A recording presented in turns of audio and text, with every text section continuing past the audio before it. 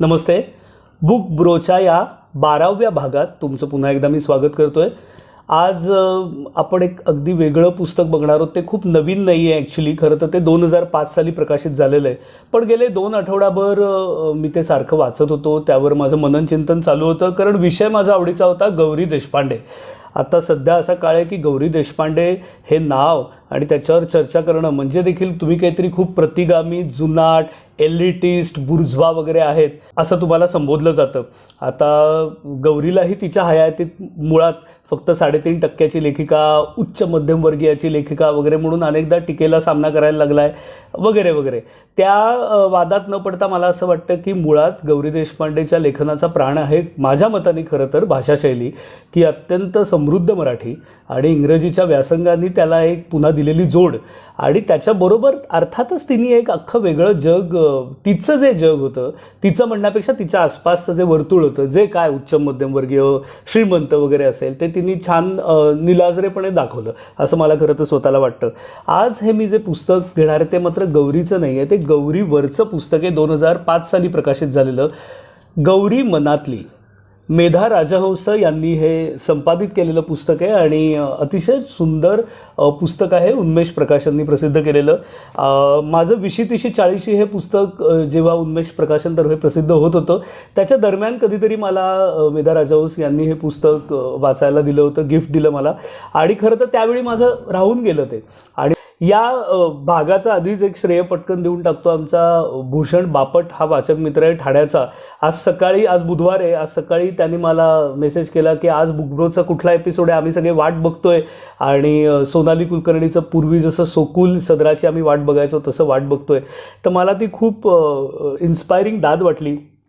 Usually मी वेळेत सगळी कामं करणारा मनुष्य आहे, पण काल माझं दूरदर्शनसाठी एक मोठं 2 एपिसोड माझ्या मुलाखतीवरचे शूट झाले होते. त्यासाठी मी अख्खा वेळ व्यग्र होतो. क्लिनिक अख्खं चालू होतं आणि यात अगदी मरणाची मला सर्दी झाली होती. म्हणजे रडवलं यावेळी मला सर्दीने, इतकी सर्दी झाली होती मागच्या आठवड्यात. तर आजही थोडासा असा सरदट आवाज आहे. तर त्यातच पण म्हणलं आपला वायदा, व्रत बुकब्रोचं तोडायचं नाही, वाचक माझ्या मित्रांपर्यंत मला पोचायला पाहिजे. हे अतिशय छान पुस्तक आहे गौरी मनातली. याच्यावर आता आपण बोलूया. या पुस्तकामध्ये अनेक लेख आहेत. उघड आहे की गौरी देशपांडे या व्यक्तिमत्वाविषयी, त्यांच्या लेखनाविषयी असे आहेत. आणि ते ना त्यात तसंच अजून एक देखील सगळ्यांना तुम्हाला माहिती आहे पुस्तक आहे, ते व्यासंगी आहे, अभ्यासू आहे. याच्यामध्ये मला असं वाटलं की खूप मोठे लेखक लेखिका आहेत, तसे तुलनेने अप्रसिद्ध नावं देखील आहेत. हे या पुस्तकाचं मला एक पहिलं वैशिष्ट्य वाटतं. दुसरं म्हणजे गौरी देशपांडे विशेषांक मिळून साऱ्या जणीचा अतिशय समृद्ध होता, सुबक होता, पण तो गौरी गेल्या गेल्या आला होता आणि त्याचं उद्देश आणि प्रयोजनच वेगळं होतं. आणि त्यात माझ्या मताने तर सगळ्यात मोठी ॲसेट म्हणजे गौरीनी श्रीपू भागवतांना लिहिलेली पत्र होती. पण तिच्यावरची जी पुस्तकं आली त्यात अनेकदा तिच्यावर जी ग्राह्य देखील टीका होऊ शकते ती टाळली गेलेली मला त्या पुस्तकांमध्ये, त्या लेखांमध्ये आढळली. किंवा मी म्हणतानामध्ये म्हटलं होतं तसं की गौरी देशपांडेच्या विनोदावर कोणीच अभ्यासाधारित चांगली नोंद घेतली नाही. आणि मी आपला छोटा एक विंचुर्णीचे विनोद नावाचा लेख मग त्या सदरामध्ये आणि पुस्तकामध्ये आला आहे, तो लिहिला होता. या पुस्तकाचं वैशिष्ट्य असं की इथे मेघना पेठे, कमल देसाई किंवा अशी रूपा रेगे निचुरे आणि अविनाश धर्माधिकारी अशी खूप चांगली नावं आहेत. आणि मुळात गौरी अल्कोहोलिझमनी गेली हे या पुस्तकात आधी पहिलं स्पष्टपणे त्याचा उच्चार होतो. मुळात गौरी अल्कोहोलिझममुळे गेली, ती दारूच्या आहारी गेली याचं या पुस्तकातल्या अनेक लेखांमध्ये खूप उत्तम पद्धतीने सरळ भाषेत निर्देश केला गेला आहे, जो मला वाटतं गौरीलाही आवडेल. इतकी साधी गोष्ट आहे, कारण तो इतका बेताबेताने बाकी ठिकाणी केला गेला होता. आणि मला ते फार महत्त्वाचं वाटतं की गौरी इतकी बुद्धिमान, संवेदनशील स्त्री का जाते इतक्या लवकर, आणि समजा ती अल्कोहोलच्या आहारी गेली असेल तर का जाते, यावर इथे अनेकांनी मतंही लिहिली आहेत. आणि तिच्या नुसत्या एकटेपणावर बोलून थांबत नाही, थेट असे हे मांडणारे लेख आहेत. पहिलाच लेख आहे तो मेघना पेठे यांचा आहे. मेघना पेठे यांनी सोन्याचा तुकडा म्हणून एक छान लेख लिहिला आहे. त्या लेखामधलं मेघना पेठे यांचं मला एकमेव आवडलेलं निरीक्षण असं आहे की गौरी पहिल्यांदा एक उच्च मध्यमवर्गीय ते श्रीमंत एलिट क्लासचं वर्णन तिथे आणत होती मराठीत तितक्या स्ट्रॉंगली. आणि कुठलीही गोष्ट पहिल्यांदा करताना थोडी लाऊडली आणि रिपिटेटिव्हली करायची गरज असते. हे त्यांचेच दोन्ही शब्द आहेत, रिपीट आणि लाऊड हे. तर ते त्यांनी छान एक वेगळा मुद्दा मांडला आहे. म्हणजे मला अगदी पटला असं मी म्हणणार नाही, पण एक मांडला आहे. एक दुसरा लेख जो आहे तो रूपा रेगे नित्सुरे, ज्या प्रख्यात अर्थतज्ज्ञ आहेत तिथे अनेकांना माहितीही असतील. तर रूपा रेगे नित्सुरे यांचा लेख मला खूप बॅलन्स्ड अतिशय वाटला. एकंदरही त्यांचं लेखन असतं, पण त्याच्यात त्यांनी जो एक वेगळा मुद्दा मांडला होता जो माझ्या दृष्टीने महत्त्वाचा आहे, तो म्हणजे की मुळात एकटेपणाचा जो अख्खा गौरीचा सूर ज्याच्यावर सगळे बोलतात तो जास्त ताणला गेलाय का, असं रूपा रेगे म्हणतात. आणि कारण त्यांचं असं म्हणणं आहे की तिच्या लेखनात आशावादही आहे आणि होता, आणि मग त्याकडे आपण फोकस केला नाही का, आपण सारखं एकटेपणावरच बोलत बसलोय का. तर एक हाही वेगळं डायमेन्शन आहे.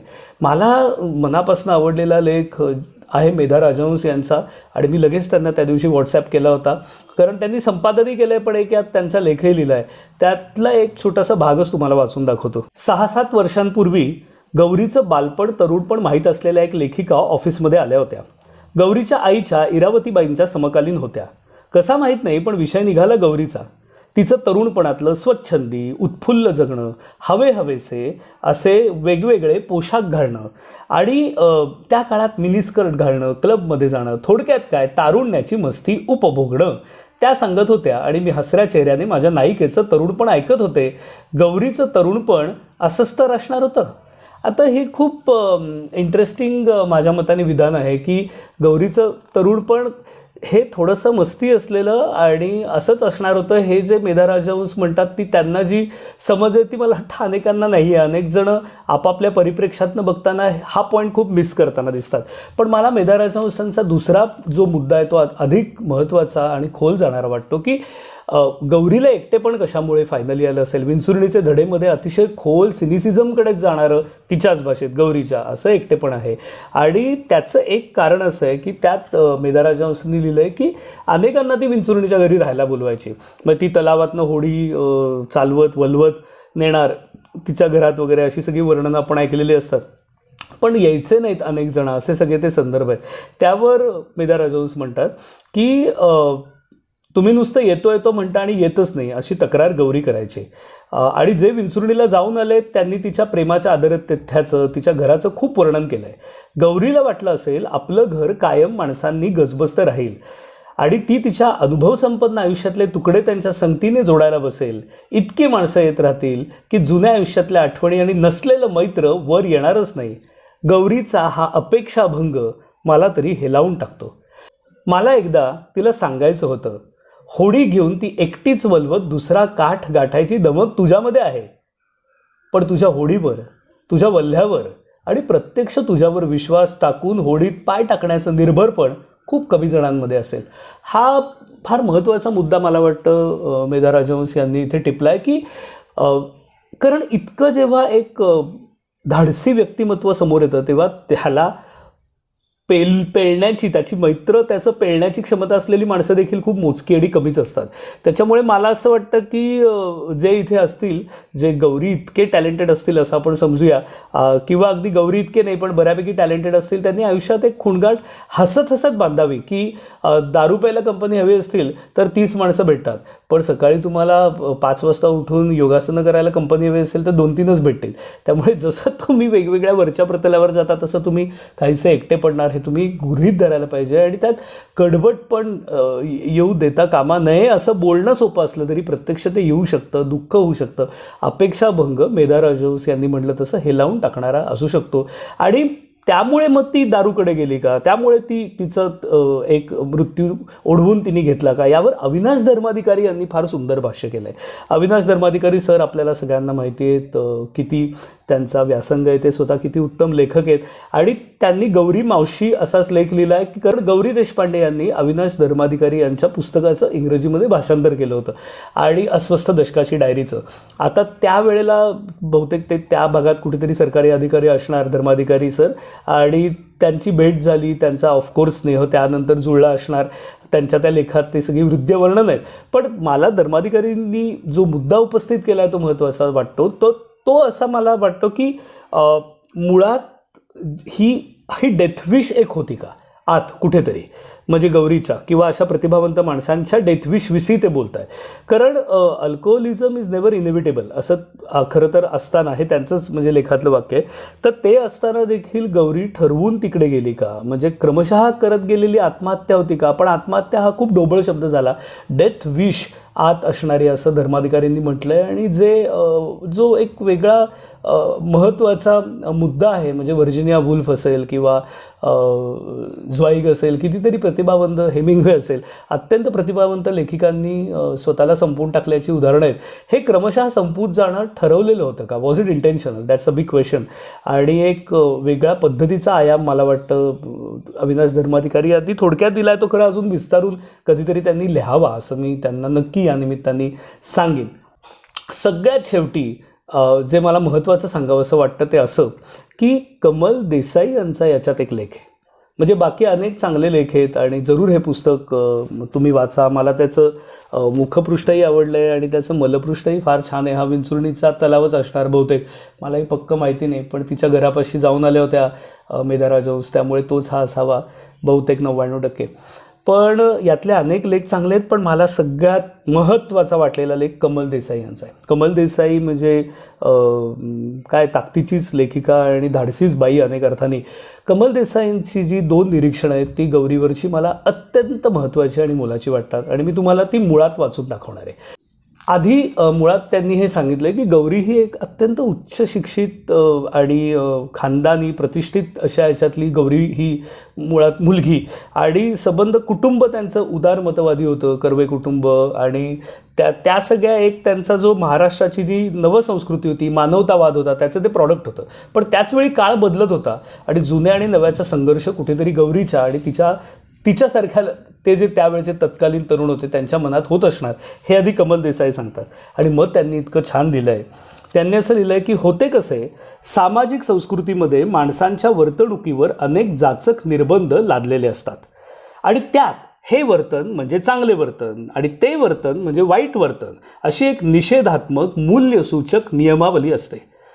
म्हणजे अशी अनेक उघड्या खोल्यांमध्ये एकमेव कुलूपबंद खोली असते, ज्या खोलीचे कुलूप उघडून आत जायला तीव्र मनाई असते. पण सामान्य माणसाला मात्र त्याच खोलीचं विचित्र कुतूहल आणि तीव्र आकर्षण असतं. गौरीने निर्भीडपणे, बेधडकपणे, पण अजाणतेपणे, किती सुंदर लिहिलंय बघा कमल देसाईंनी, गौरीने निर्भयपणे, बेधडकपणे, पण अजाणतेपणे ती खोली उघडून आत पाऊल टाकले आणि त्यातील भयकारिता, वासनेचे आकर्षण यात ती खोल जाऊन स्वतःच्याही नकळत शोध घेत राहिली. असा शोध घेताना तिला भीती तर वाटली नाहीच, पण असुरक्षितताही वाटली नाही. आणि नवे आकलन तिच्या नेडिवेत खोलवर ऋतून नवे धुमारे फुटत होते तिच्या नेडिवेलाच, आणि ते आविष्कृत होण्याची धडपड करीत होते. परंतु हे धुमारे तिला ठोसत असताना सुद्धा तिला ते भाषेत मांडता येईना आणि त्यामुळे ती अगदीच एकाकी झाली, स्वतःपासून दूर जाऊ लागली भयापोटी. आणि जेव्हा ती त्यामुळे कादंबऱ्या किंवा कथा मराठीत लिहू लागली तेव्हा तिने त्या परिकथाच लिहिल्या. एका बाजूला ते नेडिवेतले धुमारे सतत ढुशा देत असतात, विचारत असतात की माझं काय करणार तू, पण हा प्रश्नही तिला कळला नाही आणि त्याचे उत्तरही शोधता येत नाही. त्यामुळे ती आणखीनच एकाकी, काय करावे हे न समजणारी सैरभैर. असे म्हणण्याचे कारण म्हणजे ज्या प्रेमाचा शोध घेत असल्याचं तिनं भासवलं ते प्रेमसुद्धा तिनं कादंबरीत का नाकारावं, हा मला पडलेला प्रश्न आहे. आणि म्हणून कमल देसाईंनी पुढे म्हटलंय की मुक्काम मधली जी कालिंदी आहे ती का सोडून येते तिच्या प्रियकराला, तर त्यानंच त्या सोडून आल्या असं त्यांनी गौरीला एका भेटीत सांगितलं. गौरी मनातली हे उन्मेषचं 17 वर्षापूर्वीचं पुस्तक आहे. 1 मार्च 2003ला गौरी गेली आणि 5 ऑगस्ट 2005च्या सुमाराला हे पुस्तक प्रकाशित झालं. 17 वर्ष झाली या पुस्तकाला. पुस्तक तयार करण्याचा उद्देश अगदी साधा सरळ स्पष्ट होता की आपल्या आवडत्या लेखकाला श्रद्धांजली अर्पण करणं आणि ती गौरीला आवडणारी अतिप्रिय गोष्ट शब्द त्याच्यातूनच अर्पण करणं याच्यासारखा आनंद दुसरा नव्हता. त्यामुळे मग आम्ही पुस्तकाची योजना अशी केली की असा विचार केला की आपल्यासारखे अनेक वाचक असतील की ज्यांना गौरीपर्यंत शब्दरूपाने हे सांगता आलं नसेल, तिच्या साहित्याबद्दल, तिच्याबद्दल, तिने त्यांना काय दिलं याबद्दल. म्हणून मग आम्ही काही निवडक नियतकालिकांमध्ये आणि वर्तमानपत्रांमध्ये निवेदन दिलं आणि आवाहन केलं की गौरीच्या साहित्यातून तिच्याबद्दलची काय प्रतिमा मनामध्ये निर्माण झाली, तिने काय दिलं असं वाटलं, तिच्याबद्दल काय लिहावंसं वाटतंय ते तुम्ही थोडक्यात शब्दबद्ध करा. त्याप्रमाणे भरघोस प्रतिसाद मिळाला आणि त्यातल्या काही निवडक लेखांचं हे संकलन संपादन आहे. पुस्तकं काळाच्या ओघात जुनी होतात हे आपल्याला सगळ्यांनाच मान्य आहे. काळ हा असा एकच थोर समीक्षक आहे की ज्याच्या निकषावरती आपण बघू शकतो की काय टिकणार, काय गळून पडणार. गौरी मनातली हे पुस्तक या निकषावर बोलायचं झालं तर वाचकांच्या पिढ्या बदलतील.